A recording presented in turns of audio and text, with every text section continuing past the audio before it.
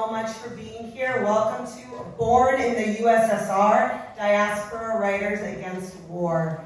Doesn't it just make you want to sing the Beatles back in the USSR a little bit? It makes you want to feel that vibe. We have gathered here from across the United States, as well as from across various regions in what was known as the former Soviet territories. And we all come with different relationships to our ancestral homelands and a different way of writing about that homeland in the English language. So we are writing about it in what some of us might call our adopted mother tongue. I just want to note that many of us have been writing about our ancestry and about the war in Ukraine since 2014 when the war began, even though the full-scale invasion didn't start until 2022. I want to thank each and every one of you who have gathered to be here with us in solidarity, in empathy, because we live through incredibly difficult times right now. And it's events like these, it's people that are in this room that make us feel that not only can we survive, but we have to survive and we have to write. There are books for sale outside from Village Well. We are very grateful to them. And one of the ways of supporting is to buy books from these writers. We are going to have an intermission. I know, it's exciting. We haven't even started, but you're like, oh, there's an intermission. And there's going to be food outside from the Easy Busy Meals food truck. It's going to be delicious. But then you're going to come back because there's going to be a second half. You're going to have full stomachs and hungry ears for more. We also invite you to please donate to Ukraine Trust Chain because this event is a fundraiser. And Ukraine Trust Chain is an amazing organization started by fellow immigrants. And they, unlike big organizations, they go into small regions of Ukraine and both help the people who are there on the ground by delivering food, medicine, and toys to children, as well as they help people relocate and move to other regions if they need to evacuate. We would like to express deep gratitude to the Wende Museum, dedicated to the art and artifacts of the Cold War. And if you haven't seen their current exhibit, Archives in the Making of Soviet Jewish Identity, be sure to check it out. Thanks to Ria Buchanan, I should have asked how to pronounce it, so please, in advance, apologies for anything I mispronounced, okay? You'll forgive me, I'm an immigrant, that's why. Thanks to our volunteers who have helped organize this event, all of whom, or most of whom, are readers: Vlada, Diana, Sasha, Olga, Luisa, Christina. I will tell you more about them. So I'm going to get us started with a couple of poems, and then I'm going to introduce the readers 3 at a time. And then they're going to come up 3 at a time, and then you'll have to bear with me again. I know you'll miss me, but then I'll be back, and then I'll introduce 3 more readers. Okay, how does that sound? All right. For war and water. Everyone is having boys, my mother says. That means war is coming, the way it came in the old country. Boys rising out of the ice and cold potato fields, boys laying bricks and digging wells and trenches and bodies. Boys out of other boys, like my boy, born the year before cops killed even more black boys, and boys killed other boys for loving boys, and more swastikas showed up on walls, and more walls went up where once ran rivers. But a river is not a boy.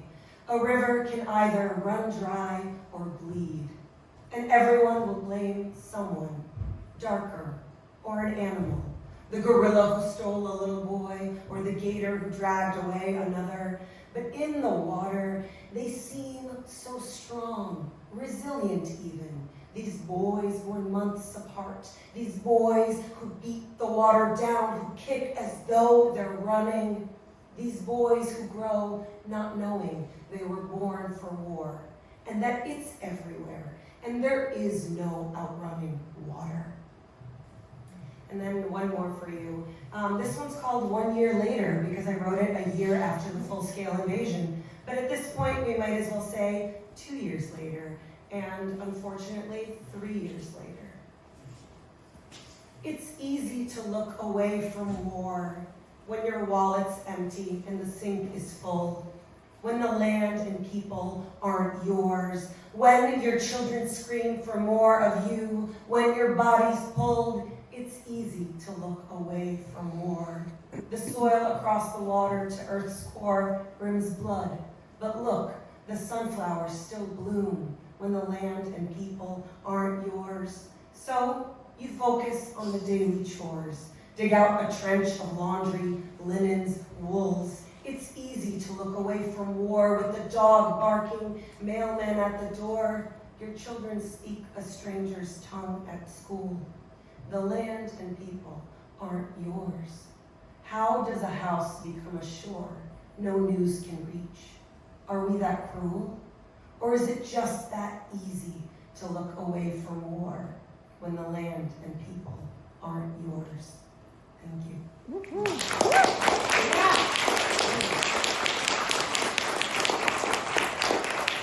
Oh, and I forgot to say I'm Julia Kolchinsky. Hi. I'm going to be your host for the rest of this evening, your Vanna White, some might say. We're going to start with Katya Apekina, who is the author of Mother Doll, named Best Book of 2024 by Vogue. Her debut, The Deeper the Water, the Uglier the Fish, what a great title, was named a Best Book of 2018 by Kirkus, BuzzFeed, and others, and was a finalist for the LA Times Book Prize. And then we're going to have Zhenya Evgenieva Ushinets, who is the author of the poetry collection PowerPoint, and All the Bad Girls Wear Russian Accents. All these titles, right? Sexy. She has appeared on APBS Midday Edition, Spoken Word Paris, Verse Daily, and elsewhere. Give it up for our next three readers.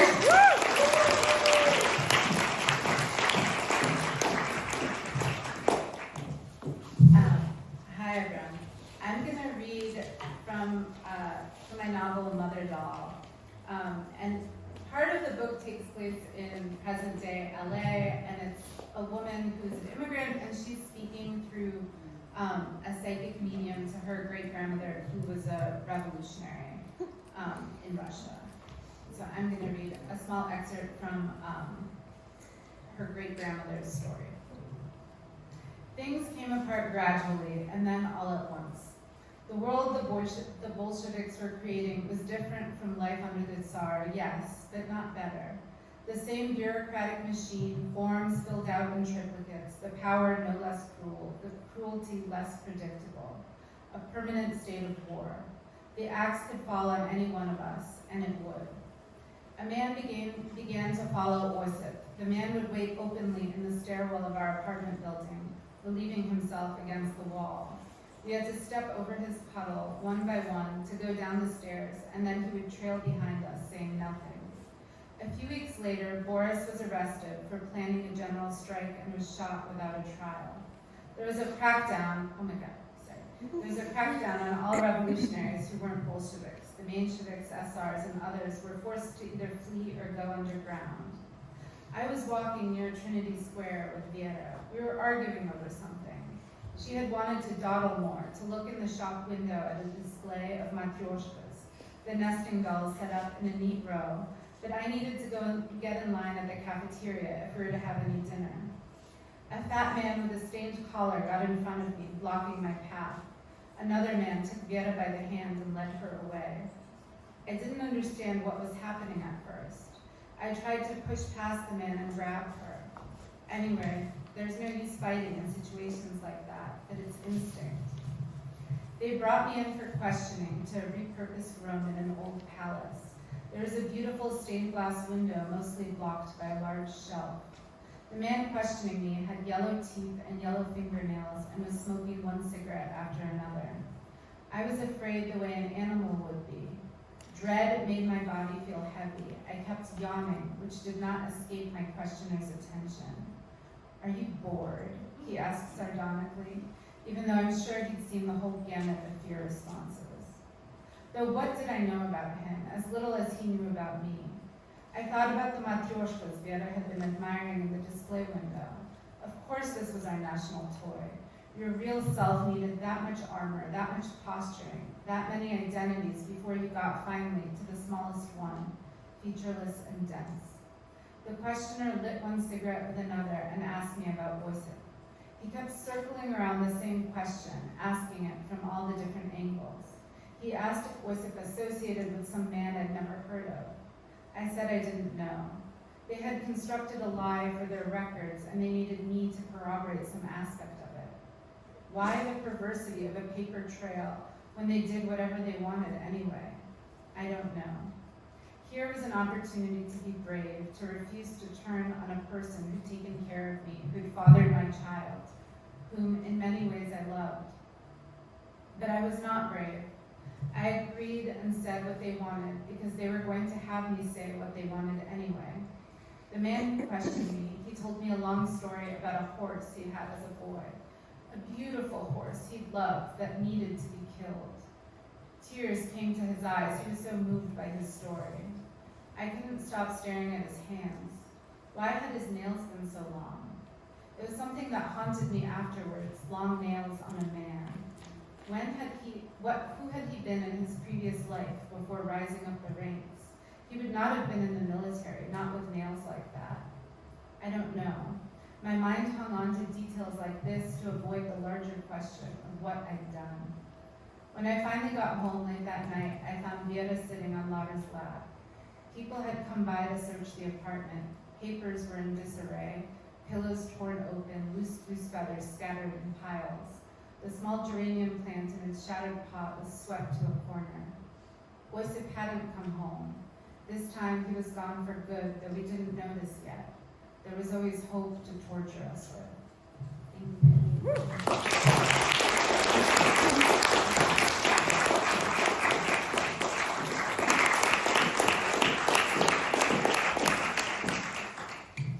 Good evening. Dobry wieczór. Shabbat shalom. Thank you so much for being here today. My name is Jane Mushnitz, and when I first arrived here to San Diego, not too far from here, from Soviet Ukraine, I was born in Lviv. I did have a Russian accent. Many of you know that in the Soviet Union, many people spoke Russian, and that was my mother tongue. So I'm going to read the title poem from my first collection, All the Bad Girls Wear Russian Accents. In the movies, villains have accents. Sometimes German, but mostly Russian. Hard edge, lyrics of something forbidden.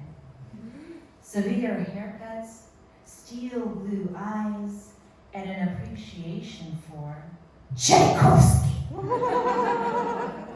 For a black swan kind of life. For fairy tales built from curses.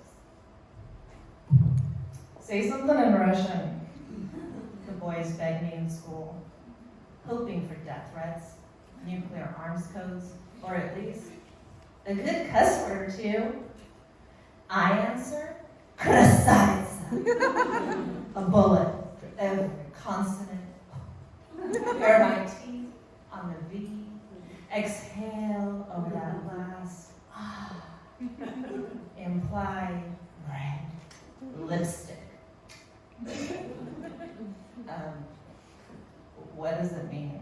I don't tell them.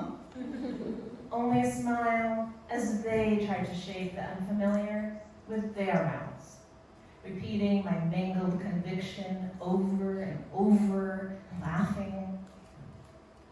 They will shout it after me. I know from experience. Throw it out with pride for remembering the next time they see me, maybe even use it as a perpetual greeting for the only Russian speaker they know. Which is why I won't teach them anything ugly. it will only be poured back over me later. A feedback loop quicker than some. Krasavitsa in Russian means gorgeous woman, which in the movies, all the best villains are. Thank you.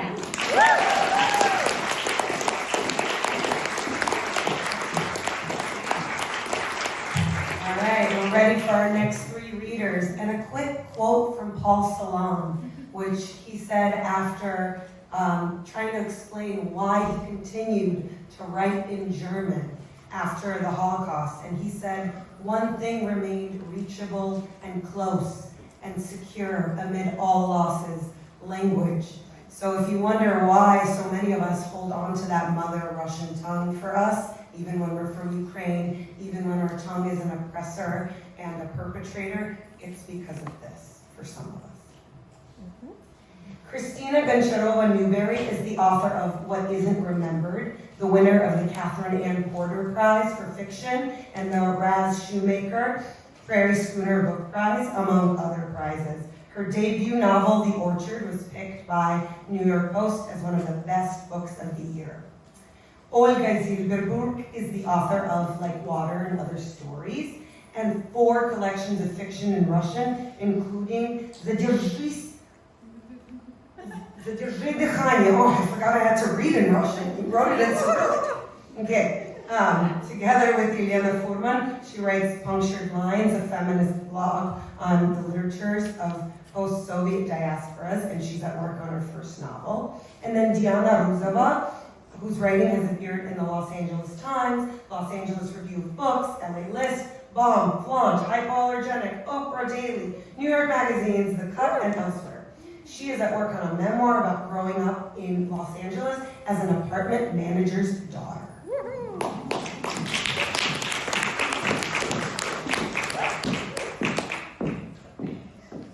Hello, thank you for coming. What a wonderful gathering. I'm wearing coats, so the Russian always cold. And I am that Russian with an accent. I'm also half Armenian. So I won't be reading from my novel, The Orchard. And I just finished another novel I've been working on for 2.5 years. So I have been writing any short stories, but this story feels appropriate, so I'll read a page and a half.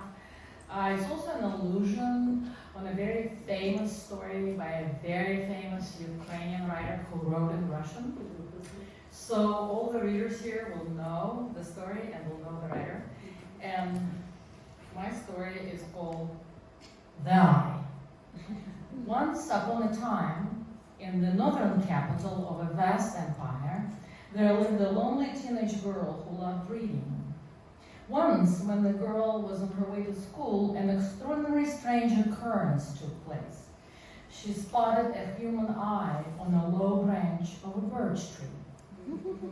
The girl had already read the famous tale about the drunken barber who found a nose in a loaf of baked bread. She liked the story very much and then questioned its plausibility. Whether it could be true didn't matter. The girl stopped before the tree and studied the eye, which was dark green, the color of foliage. Framed by sparse black eyelashes, the eyeball nestled between the eyelids as though between 2 soft plates of fabric. There was no blood around the edges. The skin was smooth and unmarked by scars. As she stepped closer, the eyelids trembled and then blinked. She stared at the eye, and the eye stared back at her. She had an odd feeling that she wasn't alone, and yet the curious object hanging on a tree limb like a leaf could not have belonged to anyone. It was early fall, and the north winds blew through the city, and the girl knew that if she left the eye where it was, it would soon be torn and smashed on the ground, kicked and trampled. Gently as she might, she pulled it from the limb. The eye resembled a hungry mouth in the middle of her palm. Wrapping her find in a handkerchief, she slipped it in her pocket and rushed to school, where she sat quietly through the classes, bringing the eye out into the light only when nobody was watching. The girl said nothing to the teachers or her schoolmates, and when she returned home, she flattened the handkerchief on the kitchen table next to her plate. While she ate, the eye studied the girl with such attention she thought it might be hungry. But there was no way of feeding it. Still, she offered it a spoonful of pickle soup. And the eye blinked rapidly in refusal, which made the girl laugh because it meant they were able to communicate. The eye didn't look distinctly male or female, young or old, and she didn't really care because true friendships had little to do with gender or age. The girl and the eye read books together, did homework, watched movies, and studied the starry sky, trying to make out the constellations. When she took baths or changed clothes, the eye shut so as not to make the girl uncomfortable. Late at night, it sat on the windowsill, guarding her sleep. A week passed, a month, and the girl noticed how sad the eye looked at times, its gaze drawn to the naked trees or the sky where clouds swelled gathering rain. The girl kept thinking the eye belonged to some person who was probably searching for it. So one morning, instead of going to school, she decided to visit the capital's main radio station and ask them to make an announcement. At the headquarters, she was directed to the office of the senior editor, who was a fat, rouge-cheeked man with a pimpled nose. His office was on the top floor, brightly lit and cluttered with microphones, tape players, and recording devices. The editor listened to the girl with a strained, perspiring face. His glasses fogged, and he wiped them with the tail of his shirt. Try as he might, he told her. He couldn't believe her story, studying the eye with suspicion, but also fear. His reckoning was simple. Eyes didn't grow on trees. If he were to make such an announcement, he might lose his reputation or his job. He couldn't allow such senseless stories to spread without the government giving heed to them. There was also something inexplicably unpleasant about the eye, he said. The way it rolled in its socket and then focused on his face, as though trying to remember it or memorize. Its cold gaze made the editor nervous. Who knew what unfathomable things the eye could have seen or complied with? What crimes? Besides, one couldn't possess an eye and not know where the rest of the features went. What kind of a story was that? Sure, he'd read the old tale about the runaway nose caught fleeing town with a fake passport, but he had never believed it. Besides, an eye wasn't a nose. The implications would be grave. The consequences severe. He advised the girl to throw the eye in the trash, or she might take her to a doctor who could deal with such cases. Thank you. The rest of the story is on the website. I read the story.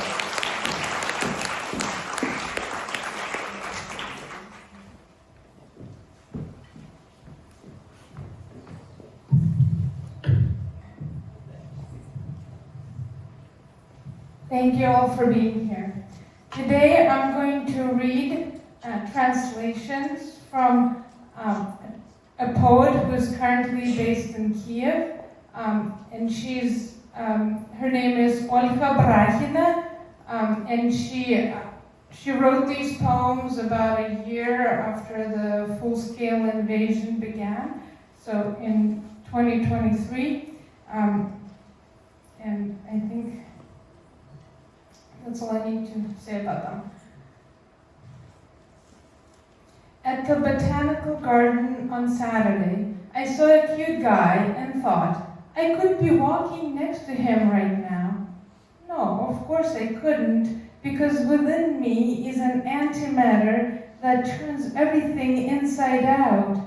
I wouldn't have known what to talk about, wouldn't have known what on earth I'm doing in this garden.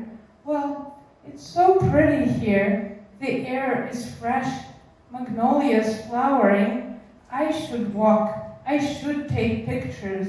I should repeat that we're alive despite everything, and we can love, probably, though these are all theories. This matter has no ante. Well, I'm already used to riding downtown without hearing the air raid sirens. I'm used to hearing the stories Kherson refugees tell at the bus stop. I'm used to thinking, this is my city. Could this be my city?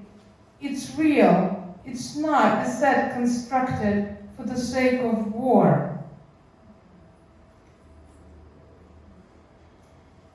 Here, the siren goes off first with the awful wailing. Then a male voice says, "Attention, citizens, the air raid siren has been turned on, and that all must proceed to a shelter." Then again, the awful wailing. What charming Friday vibes. Well, of course people don't proceed to a shelter every time they hear this. Who would bother going to a shelter 3 times a day and wait there for the all clear? People go on living their usual lives. This wailing becomes background.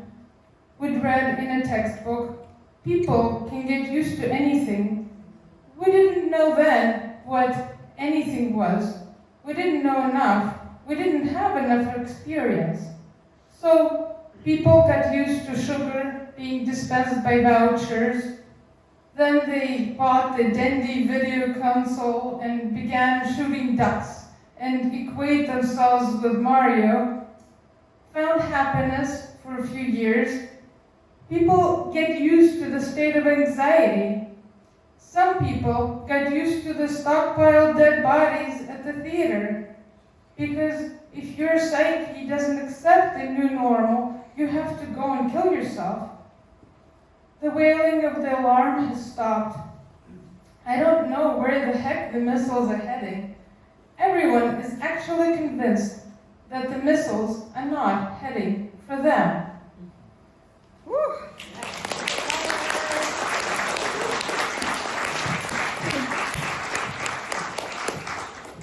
Good evening. Thank you. Hello. My name is Diana Rozova, or Diana Rozova. Thank you so much for coming all the way to the West Side. We really appreciate it. I'll be reading a short excerpt from an essay that will be included in an upcoming anthology by Autofocus Books. The essay is called 5 Ways of Looking at a Cockroach. Number 3, with compassion. The term cockroach is a common racial slur. According to the Environment and Society portal, the term cockroach was originally used to demean African slaves arriving in roach-infested slave ships. During the Rwandan genocide, Hutu extremists called the Tutsi Iyanzi, which translates to cockroaches. The slur has been thrown around more recently by politicians when discussing immigrants. The roach invokes infestation, uncleanness, poverty, disease, and reproduction, and is seen by some as the perfect description of the feared migrant. Experts agree that disgust is not only a biological trait, but also a cultural one. We learn from society what to find disgusting. In a Black Mirror episode, Men Against Fire, a near-future military operation gives soldiers a neural implant called MASS, meant to eliminate their compassion in the battlefield. Instead of seeing civilians as victims of war, the device turns these innocent people into inhuman roaches. MASS allows soldiers to commit heinous crimes without guilt. In the episode, the protagonist's mask glitches, and he is shown the reality of his xenophobia, and he feels compassion. Mask is not science fiction, but based on an actual drug regimen attempted by scientists during the Iraq War to enable soldiers to take part in war crimes without suffering PTSD. When I was in my early 20s, I worked at a retail store in Santa Monica. I sold overpriced ballet flats to supermodels and Helen Mirren and the woman who wrote the book, If You Give a Mouse a Cookie. I got the job because the store manager was a gorgeous, energetic Bulgarian girl. She loved that I was also Eastern European from Belarus, and I wasn't bad at selling shoes. I became her assistant. The owners were a cruel, posh British woman and her hot son. When the British woman was in town, she would make me her servant. I would buy her mocha frappuccinos from Starbucks and bring her sandals to the nail salon. One day, when my Bulgarian manager and I were working on a holiday window display, I tripped over a shoebox. Clumsy girl, the British woman berated me, with pursed lips before continuing to list all the times I've been clumsy until I couldn't take it anymore. I cried in the storage closet and left. All I could think about on the drive home was what my manager had told me the other day, how she had overheard the British woman refer to Eastern Europeans as, you guessed it, cockroaches. The cockroaches of Europe. I'm sure it didn't help that I was also a Jew. Thank you.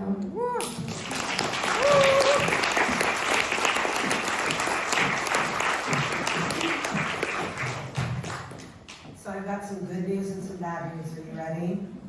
The good news is that there will be food. The bad news is it's not going to be open for another hour.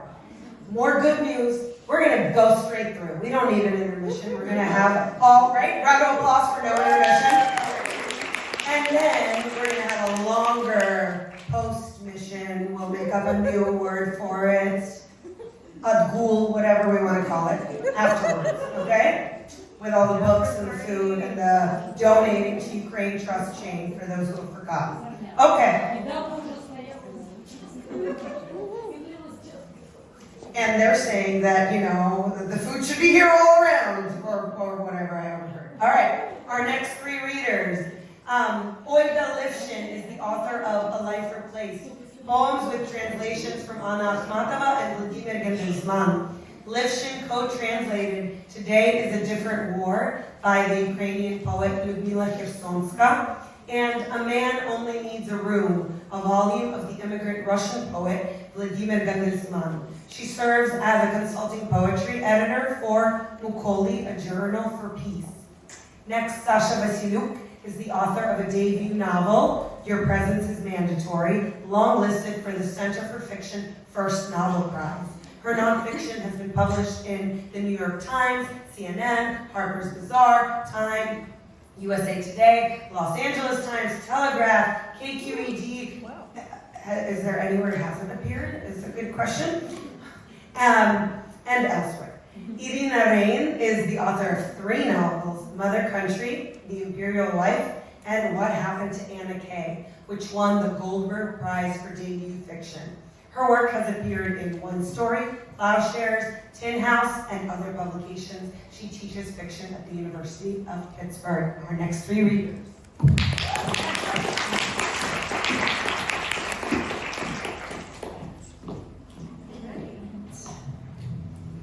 How y'all doing?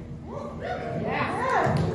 We will have poetry instead of food. I don't know if poetry instead of food is a good compromise, but I wanted to start with just a quick bit of Ukrainian, because we are also here against the war. Slava Ukraini! Does anybody know what you're supposed to say back? Slava Ukraini is a fine choice, but also Heroyam Slava! Heroyam Slava! You can do it. Awesome. This poem is also about a little bit of Russian, which is one of several languages that are spoken in Ukraine. Here's to multiculturalism. Translating a Life, for Oksana Maximchuk and Max Rosochinsky, editors of a wonderful anthology that you should all go out and buy, though not here, not yet, and it is called Words for War, New Poetry from Ukraine, my friends. Translating a Life. Someone spread a blanket of wild buckwheat over a meadow. Someone tucked puffball pillows in each corner of the purple green sheet. It is summer everywhere, except war. War where it used to be home, and now war by government, here. And what does it matter that the meadow seduces the bees in pollen, or me in lines of a poem, or that I hear perfectly good Russian names for plants and translate them into you and me-ish. Take the tea mushroom, the little fox mushrooms and piggies, the early field dweller, the mysterious cheese eater, Zurayashka.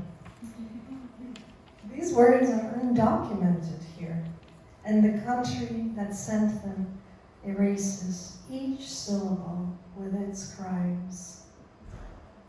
Take an underbirch mushroom. Anyway, it's a choice edible. Birch bolit, in your tongue, on the tongue, the language for falling in love with forests and stories and friends, does not care who's killing who. Unfortunately, I care. And sitting here by a huge flowering bush, I see no refuge.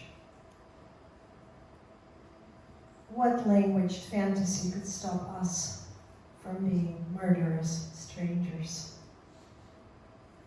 Would you take a Russian mushroom name, tuck it in your lapel for the brief banquet of life? Does that translate anything for you? Is this how it works? Thank you.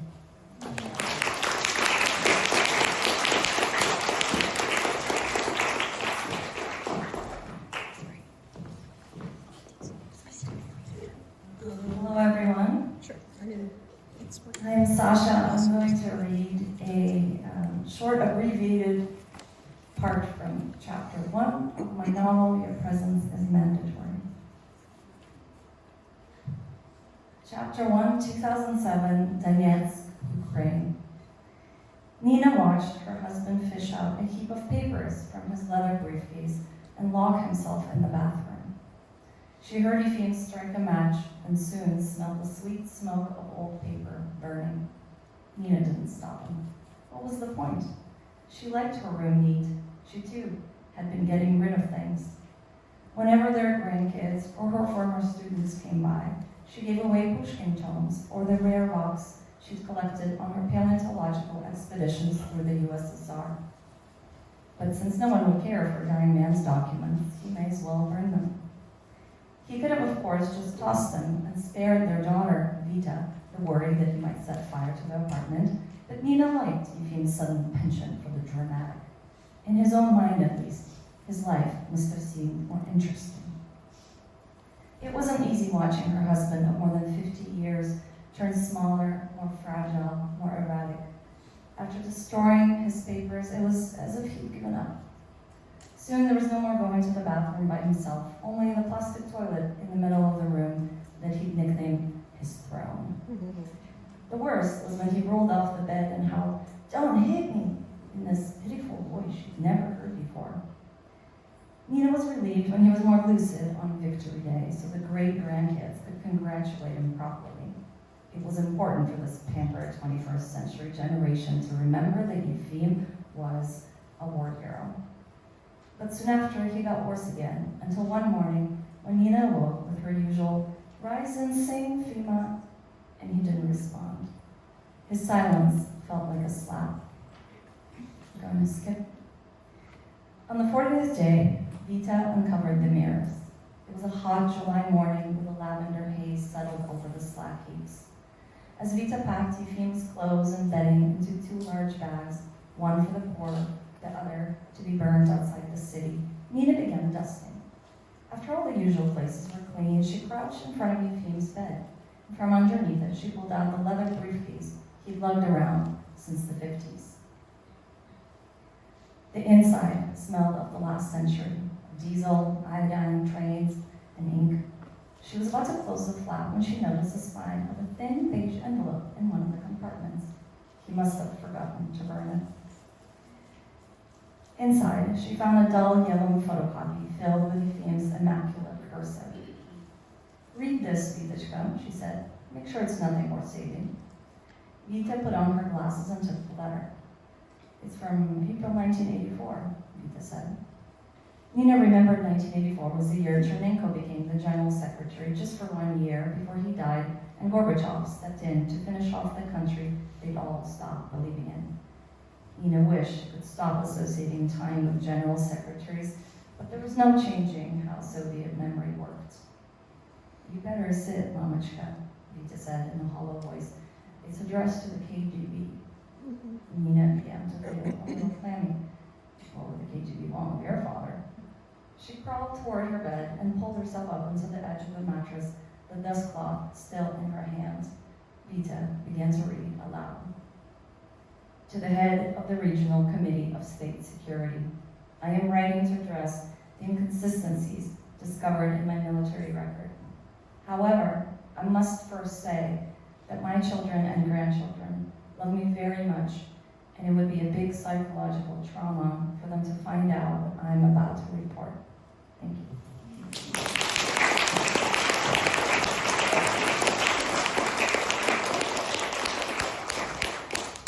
Not the cliffhanger. No. Have to buy the book. Hi. I just want to say a quick thank you to my fellow readers.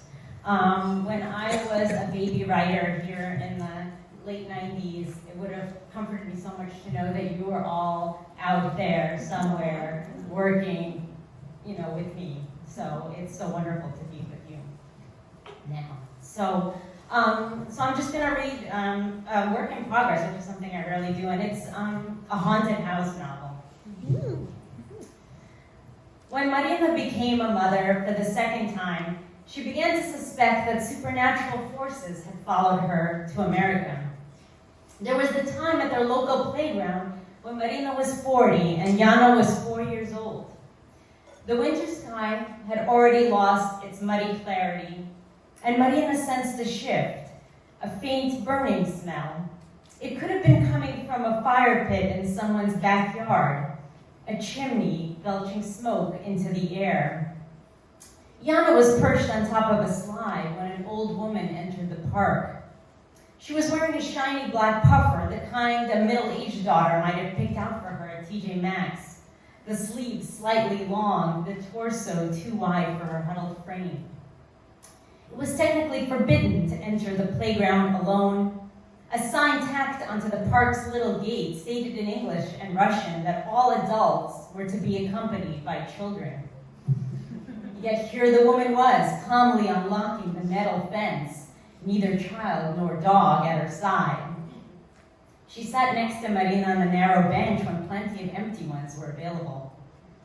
This would be alarming, except their post-Soviet New Jersey town was filled with personages like this, harmless, wizened characters, eyes haunted by war and famine and death. Marina was about to shepherd Jana off the monkey bars when she noticed the woman's fixed gaze on her daughter. What made Marina keep sitting there, she would later wonder. Why didn't she yank her daughter away right then? The woman spoke to Marina in clear, ominous Russian. "That's a beautiful little girl you have." Marina felt lightheaded. The playground was an island in the middle of the town's park. Soviet couples strolled arm in arm down leafy paths. Marina tried to meet their gaze, a long-distance call for intervention, but they receded among the trees. "Your daughter is a beautiful little girl," the woman repeated. It was as though someone reached a bony hand and gripped Marina's neck, squeezing it of breath and language. The old witch rose as if an important task had just been completed, unlocked the metal gate. Her glossy, bulbous jacket disappeared under the bridge into the park's belly. Marina regained her senses, spit over her shoulder 3 times, bought a red bracelet, if you know, you know, and worried for the next few weeks, waiting for something to happen to her daughter. 14 years later, at our high school graduation party, Yana enjoyed embellishing this story. And that's when I met my first Baba Yaga. A beautiful little girl, one of her girlfriends laughed. That's all she said. The poor lady was just complimenting me, Mama, and you went ballistic. But Marina wasn't ballistic. She knew it had been an encounter with black magic. And what that old woman said was no compliment. Anyone from the former Soviet Union knows a compliment is actually a curse in disguise. Only Americans taking everything at face value could be flattered by a sentiment so obviously wicked.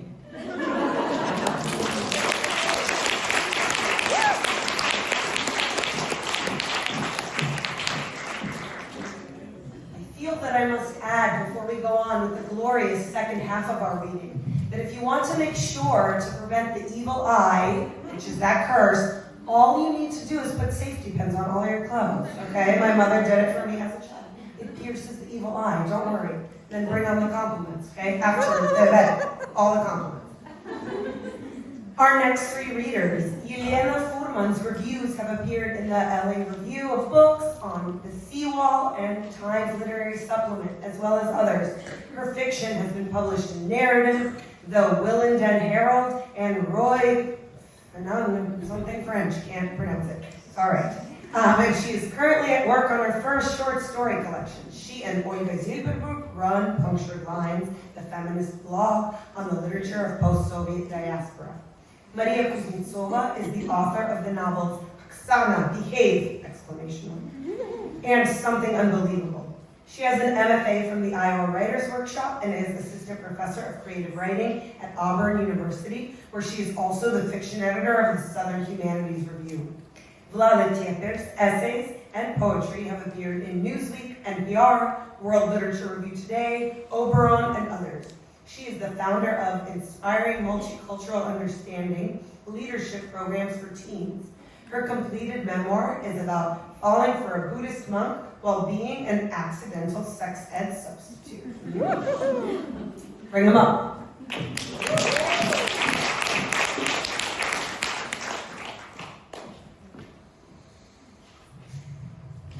everyone hear me? Yes. Okay. Your reading is a very hard act to follow, so I'll try. Closer, closer. Okay, closer. Yes. Okay. I'm going to read the beginning of what will be the last short story collection, the last story in the short story collection that I am working on. This is called Alla Pugacheva, or How I Learned to Sing During the War.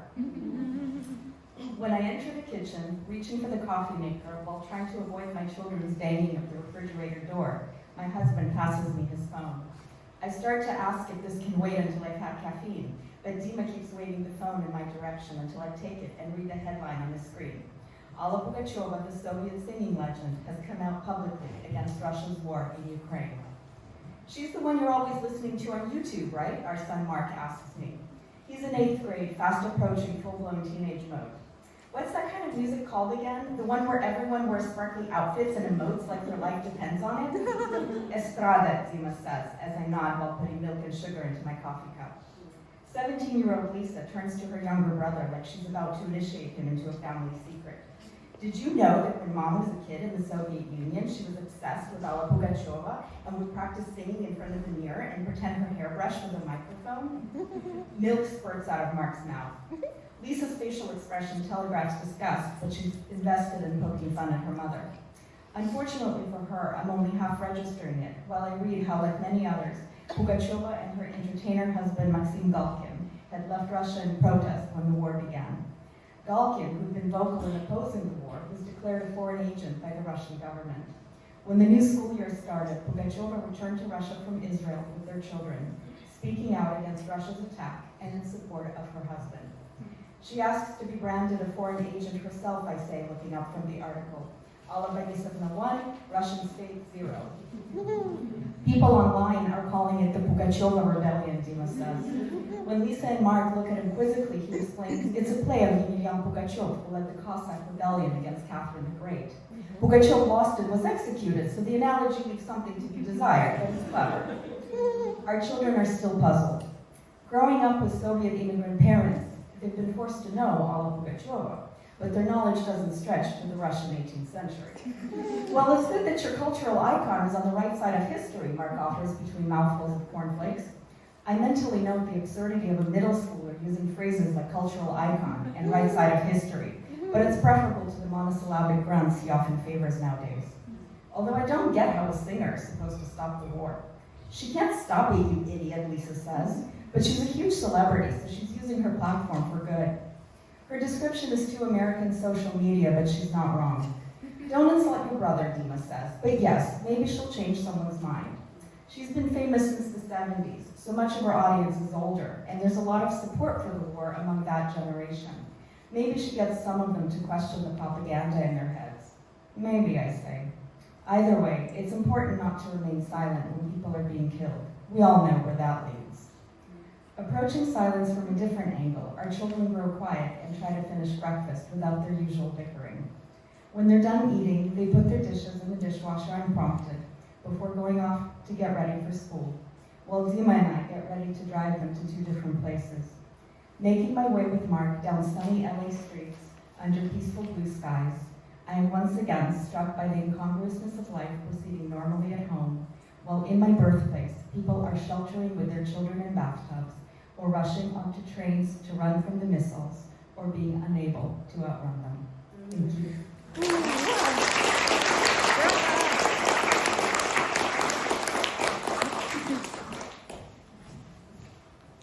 Hey everyone, thanks for being here. And I'm Maria Kuznetsova. I'm going to read, can you hear me okay? Just the opening of a short story. And I haven't been feeling realism lately, so don't know why that is.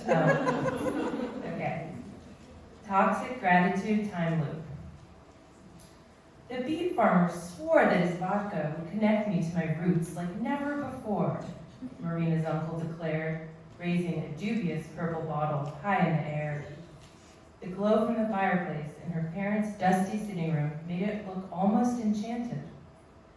It was New Year's Eve, and Marina recently got dumped. She was stuck ringing in 2001 with her own family because it was marginally more appealing than going to Josh Hamilton's party and running into fucking Tony. But she could hardly stand her uncle, who just returned from his midlife crisis pilgrimage to Ukraine with a smuggled bottle as a souvenir. Delicious, Marina's father cried as he slammed down his glass. She did not even realize that the shots of the purple liquid had been passed around. Her father did not appear to die, so she knocked hers back. The room wobbled and then returned to normal. The farmer said the only way to undo the spell of this vodka, her uncle said, was for a virgin who drank it to kiss her beloved. The adults avoided making eye contact with Marina. I feel it working its magic, her mother said, fluttering her fingers. As sweet as candy, her aunt said. I told you, didn't I? Her uncle said. Marina recognized the familiar smug expression that meant he was preparing to broach his favorite subject. You, Marina, he said, pointing at her, have no idea how good you have it. When we came to this country, I delivered pizza and drove a car with holes in the roof, and it was always raining on my head. I needed a root canal for 4 years before I could afford one. For 4 years, I ate only out of the left side of my mouth.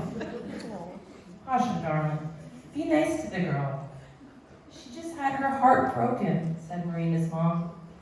She was dumped in the cafeteria in front of all her friends, her father added, and left for a girl who was far more attractive. A girl named Shelby. Shelley, Marina hissed. She wondered if it was too late to call Pooja for a ride. Pooja, who was no doubt currently sipping a wine cooler and running a brush through her perfect dark hair. Can you imagine what our parents went through, Pasha, said her mom. At Marina's age, they hid from the Nazis in the mountains and ate dogs. They would have been thrilled to long for a root canal. Marina took her second shot, and the world wobbled further, like a cord getting plucked. She blinked a few times, and when she focused again, she saw that her family had vanished, and that 4 old people in tattered sweaters replaced them in the sagging armchairs, muttering and shaking their heads. It took her a moment to understand that these were her grandparents, who, the last time she checked, were all very much dead. Babushka, yeah, she said, but they did not hear her. We had it easy compared to our parents, her maternal grandmother was saying. They survived the whole of the war. At least the Nazis were supposed to be our enemies, but our parents were starved from within. The sitting room vibrated again, and there were 8 new old relatives in front of the fire. Her grandparents replaced by both sets of great-grandparents. My mother lost everything in the revolution, cried her great-grandmother. Everything. The fire burned brighter, illuminating her frayed coat. Marina crept closer and tried to touch her, but she was repelled, like a dog hitting an electric fence. Her fingertips burned. Kiss her beloved, Marina thought, the phrase echoing through her ears as she heard the things her great-grandmother lost in the revolution, which included a palace, 7 horses, 6 children, 2 husbands, an arm, a beloved chamber pot, a leg, and her mind. Marina had to call Pooja. She had to get to that party, and she knew exactly who she would kiss to save her family, and it would not be fucking Tony. She would prove herself worthy at last.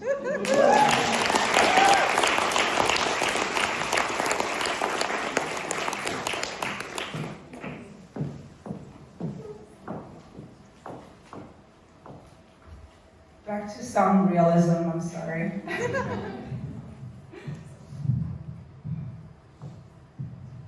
Thank you so much for being here, everyone. This is an excerpt from my memoir about immigration and return visit 14 years later to my birth city of Chisinau, the capital of Moldova. The scene that I'm going to read is my first interaction once back with a Moldovan local, a bank teller. Is the sound okay? Too loud? No, okay. Bună ziua, I said, and switched to Russian. I want to exchange dollars for lei. Your passport, the young man with a mop of black hair said on autopilot without looking up. There was a slight lilt to his words and a non-Slavic look to his features. He looked ethnically Moldovan. I placed my passport in front of him, dollars on top. The Moldovan opened the passport. There was a long silence. He looked up, studying my features, my hair. Quickly, he looked down and back up. I tensed. My purse dug into my shoulder, suddenly unbearably heavy.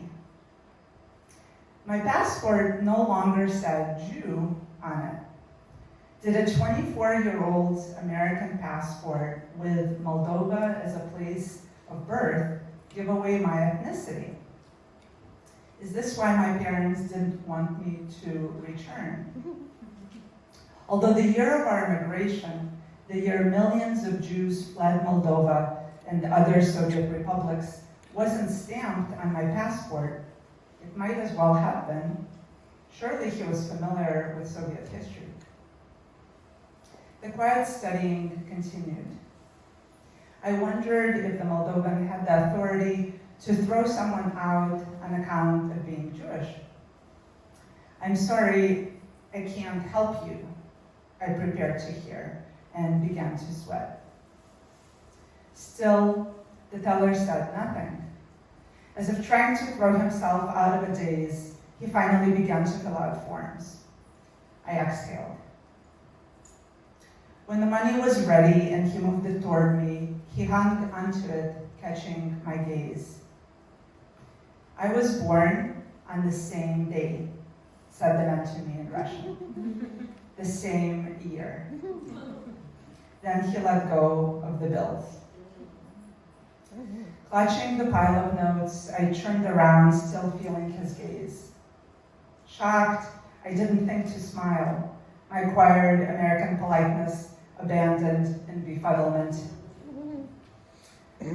Back on the main street, I thought about my 24-year-old peer. Looking around me on a sunny, frigid morning in February, I saw regular people like me. I was not Moldovan. I wasn't even Russian. But I was from Chisinau. I belonged to this city as much as the bank teller, as much as the people headed to work next to me.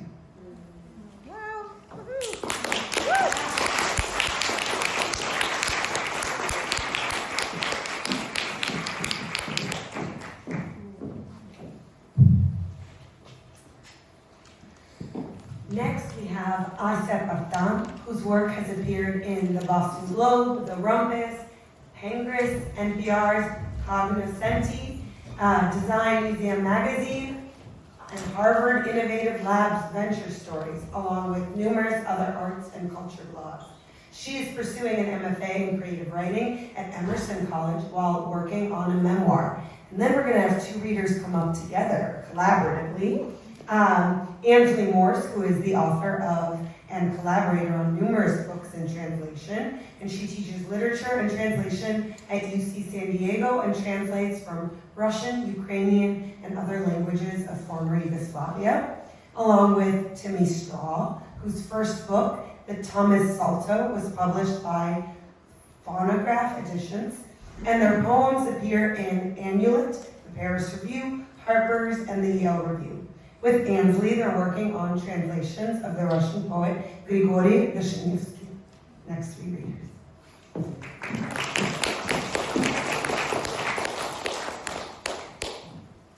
you so much for the intro. I'm Asya. I'm so grateful to be here with all of you. And I'm really sorry, I'm going deeper into realism. In fact, underground a little bit. So.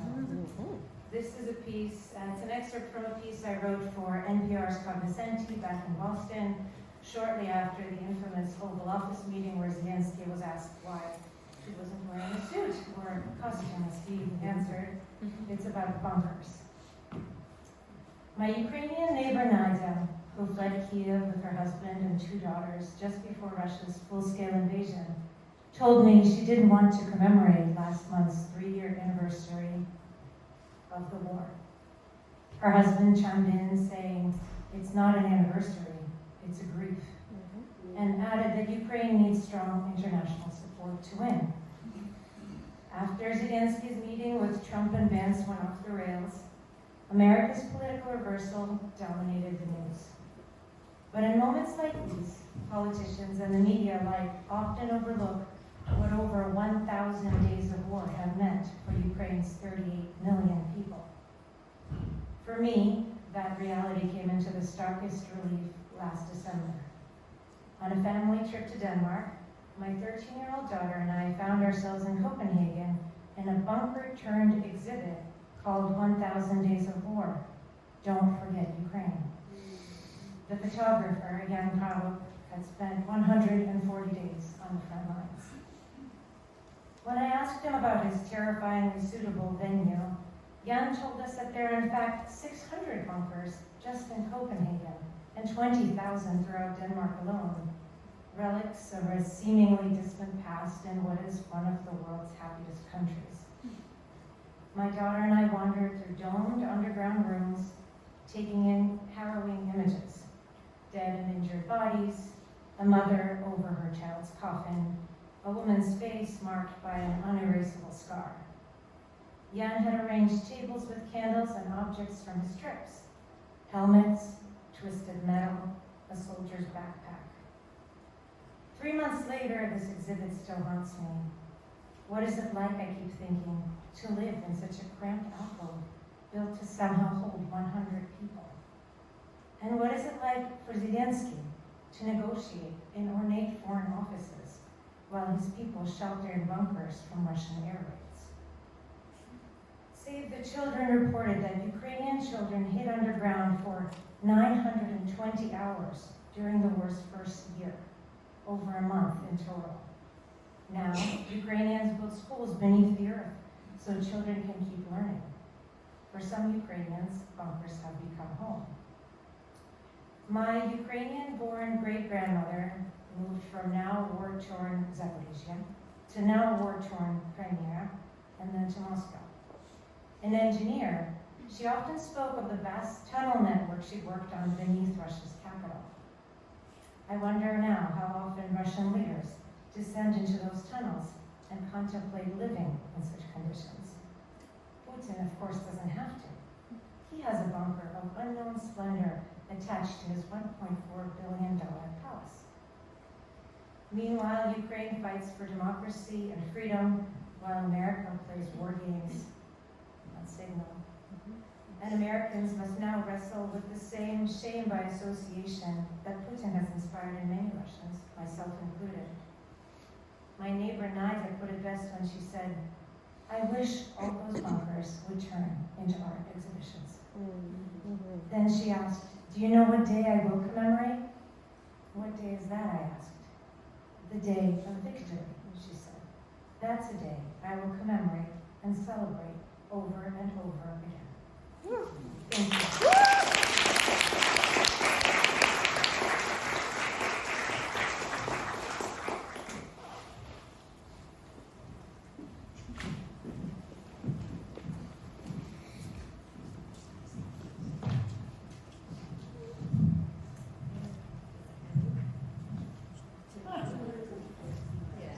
Oh, there we go. Okay. Hi, everyone.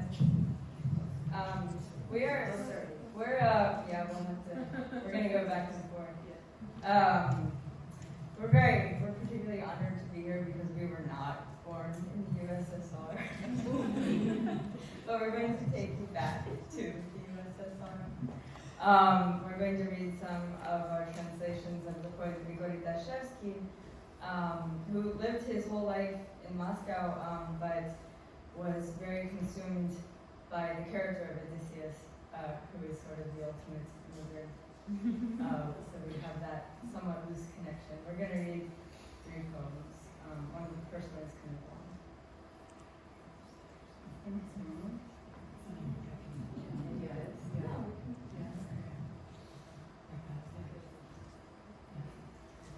Ithaca.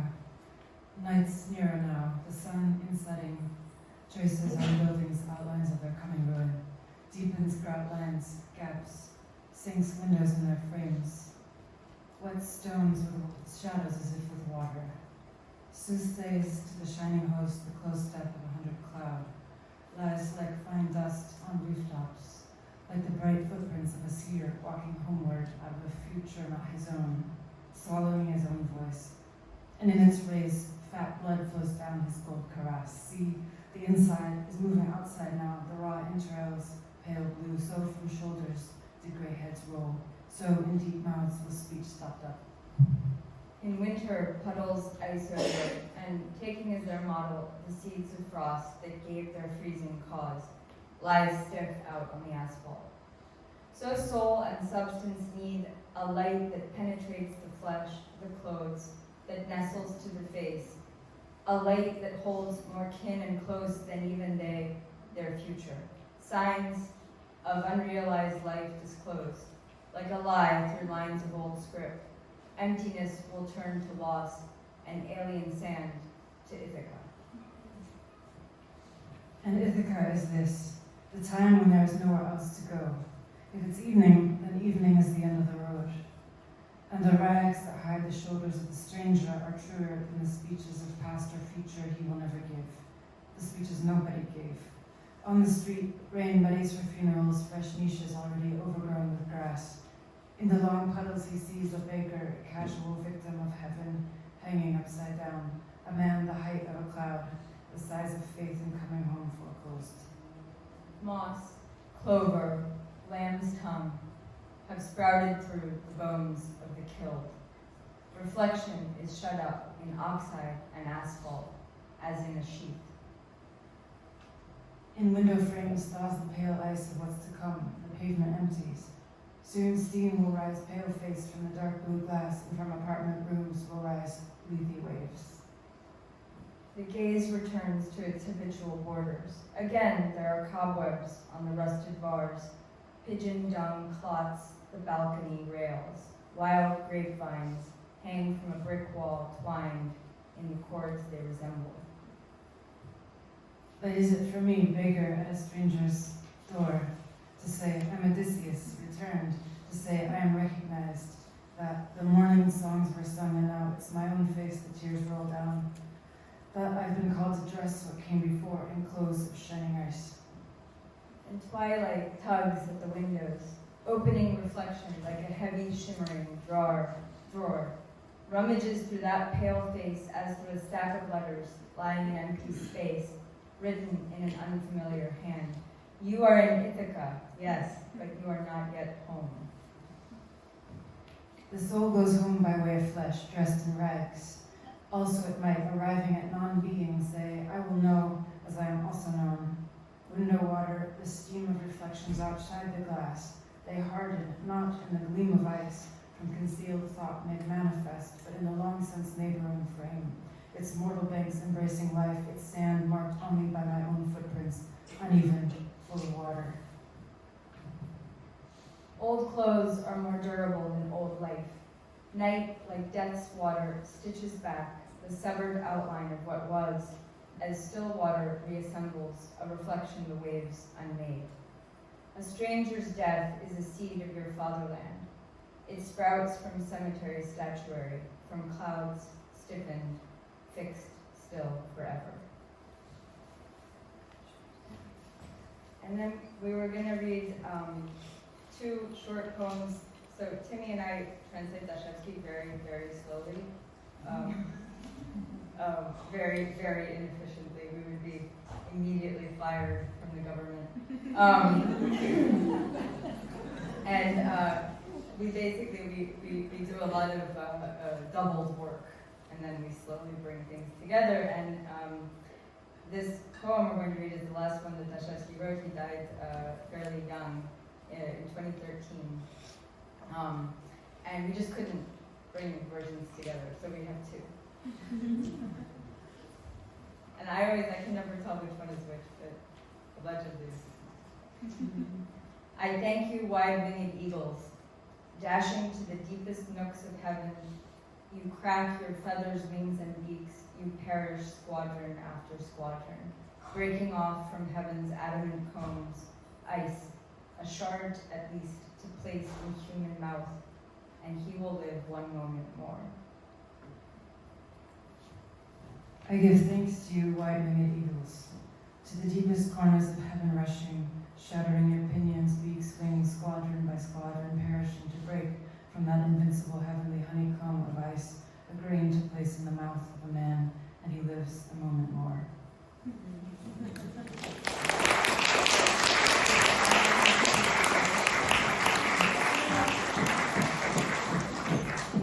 All right, friends, we are at the finale. Two more amazing readers, and then you will all buy lots of books, right? And ask us to sign them and have lots of talks with us, and we can tell you more superstitions. It's great. All right, Ruth Madievsky is the author of national best-selling novel All Night Pharmacy, winner of the California Book Award for First Fiction and other prizes.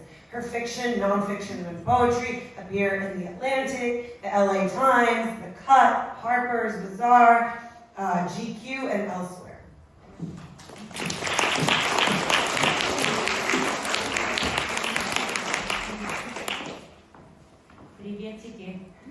I'm Ruth Madievsky, or Ruth if you're nasty. What a special night. It's just like such a pleasure to be here with so many writers that I admire and this amazing group of people. My heart is very full. I feel very held by my community. So I'm going to read a little bit from my novel, All Night Pharmacy. This is the hardback, but it just came out in paperback, so that's what we have here.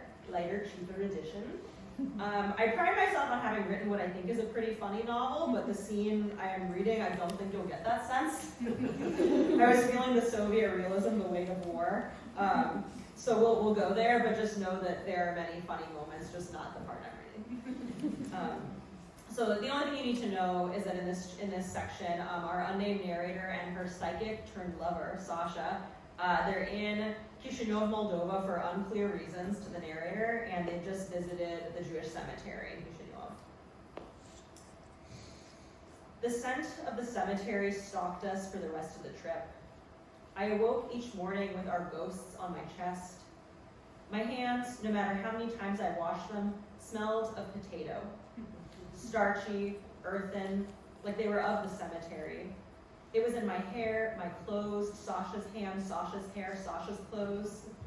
I smelled it on the Barbie doll woman manning the hotel reception desk. The long abandoned banquet hall turned jungle where Sasha's parents married. Every taxi.